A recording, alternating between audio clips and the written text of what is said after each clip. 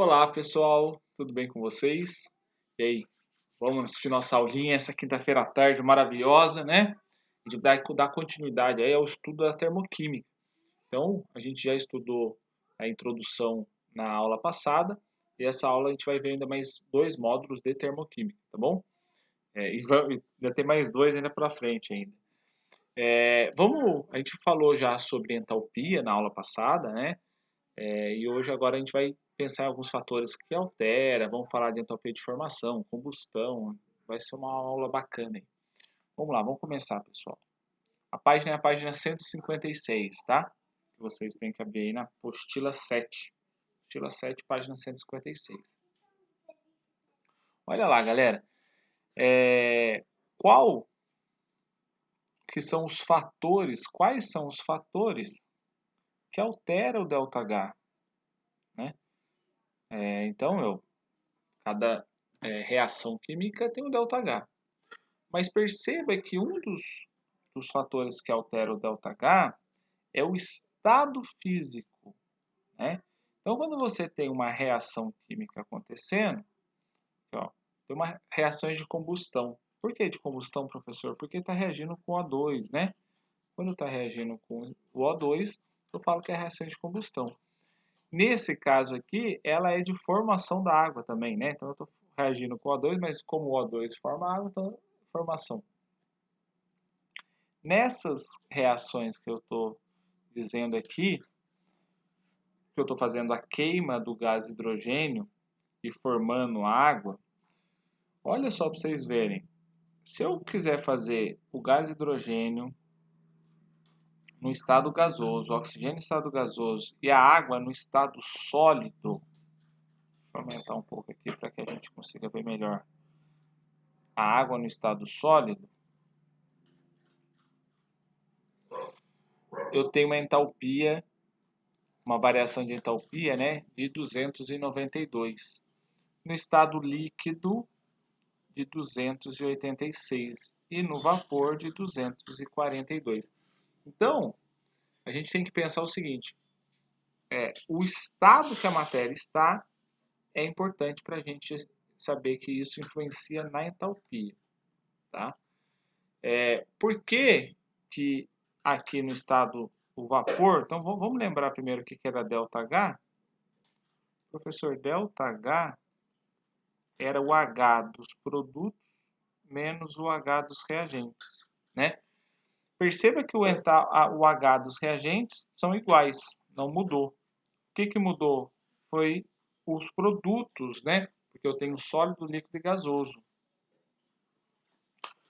Qual desse aqui precisa de mais energia, né? Ó, o, o vapor é o que exige mais energia para chegar nisso.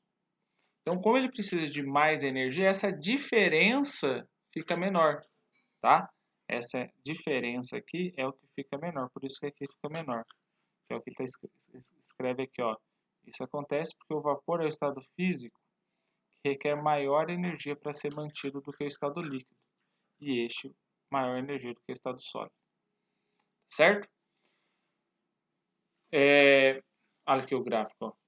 No gráfico a gente consegue enxergar bem isso aí, está mostrando graficamente aqui a reação. Então, primeiro aqui no estado gasoso, líquido e sólido, tá?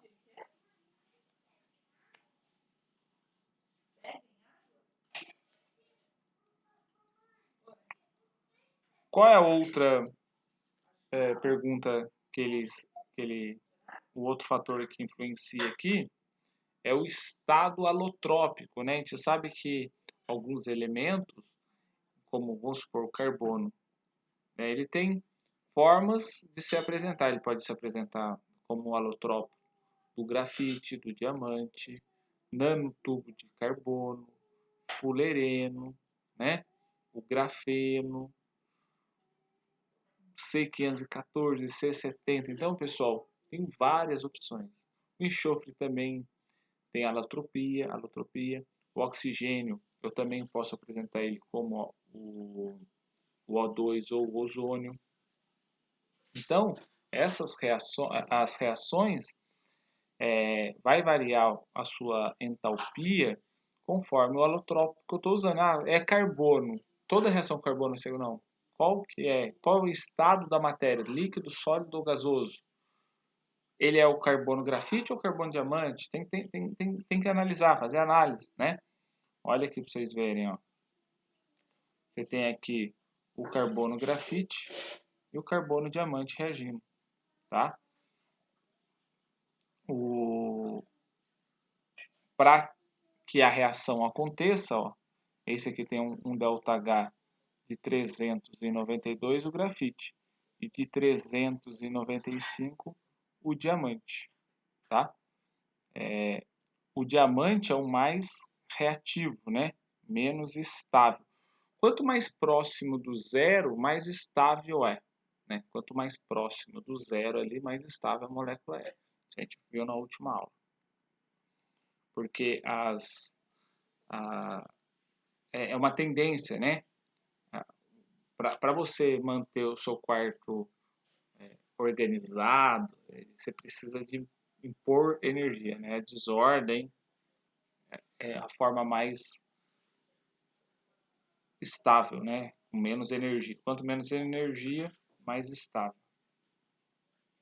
Só a temperatura do meio também vai influenciar. Então, se o meio seu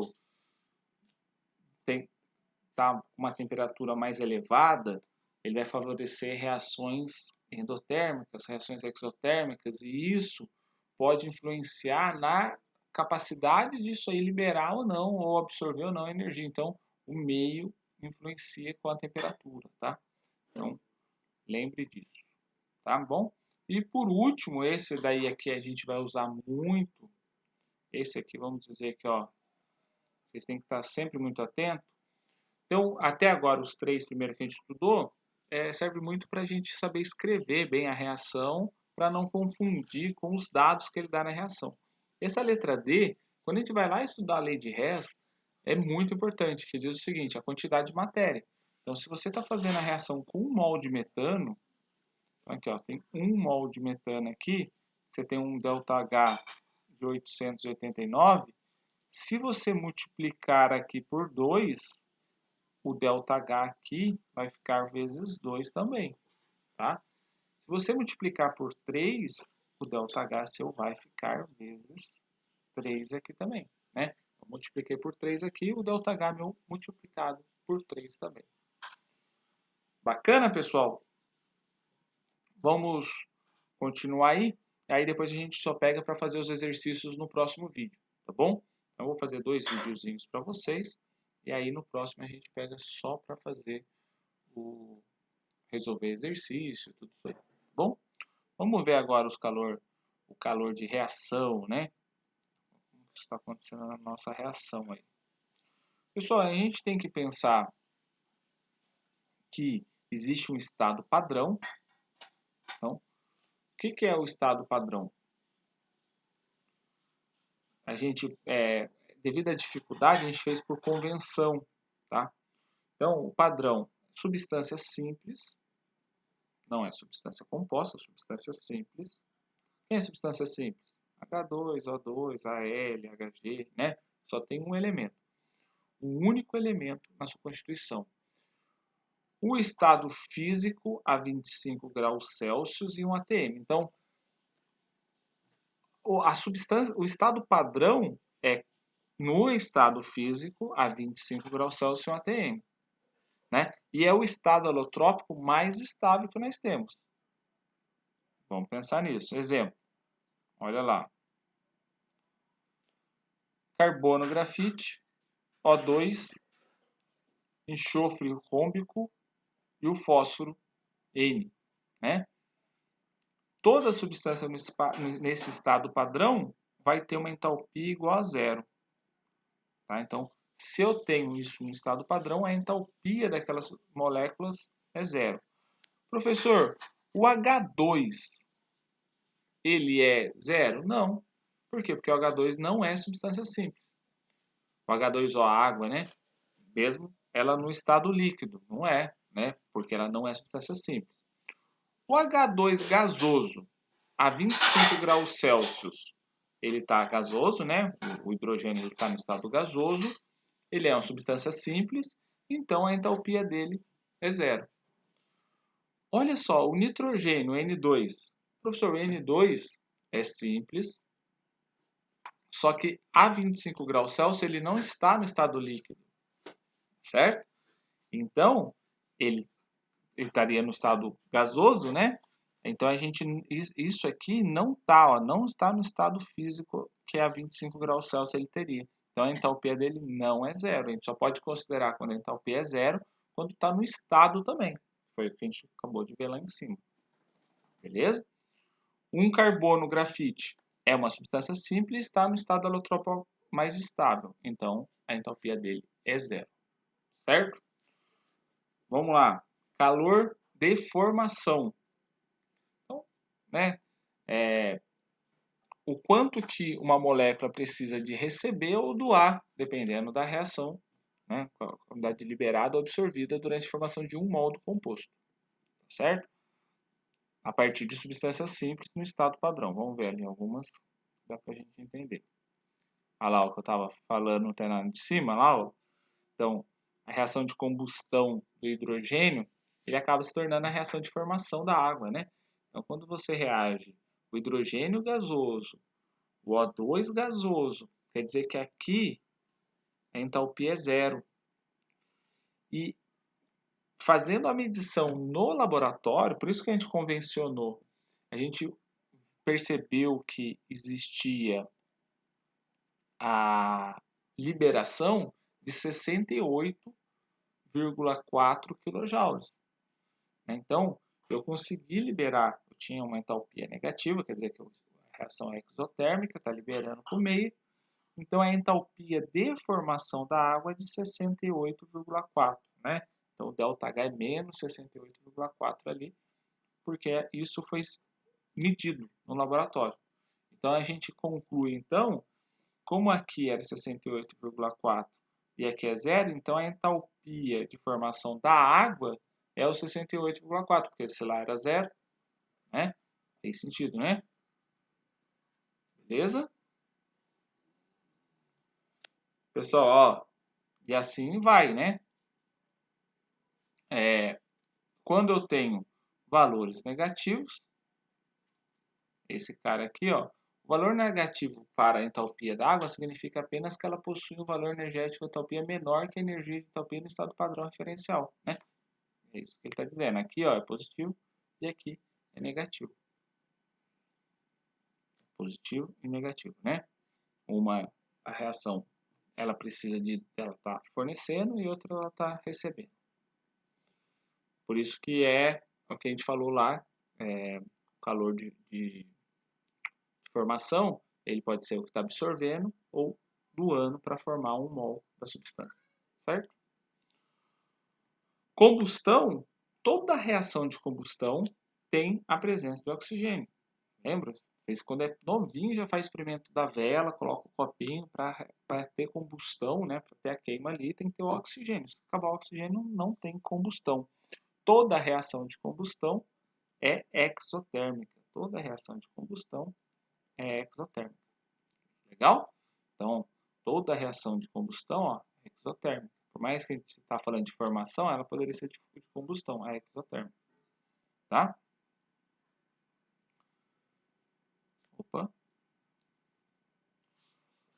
O poder calorífico, isso aqui vai ficar muito claro na hora que a gente for fazer isso no exercício da gasolina, que é esse problema que ele traz aqui para nós, né? A lateral aqui fica bem legal. Porque assim, ó, quando você vai lá comprar 1 litro de gasolina, ela libera uma quantidade de energia. 1 litro de etanol libera uma quantidade de energia. Então, 1 litro de cada um vai ter uma massa, essa massa vai ter uma quantidade de mol, e isso eu consigo saber quanto de caloria cada uma está entregando no final. A gente vai fazer um exercício falando sobre isso, né? Esse FUVEST adaptado aqui, pessoal, ó, vale a pena vocês darem uma olhada agora, dá uma olhada, e depois na hora que a gente entrar ao vivo, vocês podem me tirar dúvida. Então, por que que quando eu vou fazer a conta da gasolina, ou do álcool, o preço dos dois, é importante que o álcool esteja a 70% do valor da gasolina, né? Está relacionado à capacidade calorífica. A capacidade calorífica é o que vai influenciar nisso aí, beleza? Pessoal, a gente se encontra na nossa aulinha ao vivo, né? Daqui a pouco, então anotem as dúvidas, o que pode ter surgido aí, e a gente retoma, faz o exercício agora no vídeo, vou fazer 2 exercícios de cada módulo, e na nossa aula ao vivo eu resolvo mais um com vocês de cada um, tá bom? Até o próximo vídeo, e depois do próximo vídeo, provavelmente já vai estar no horário da gente entrar ao vivo aí. Valeu, galera!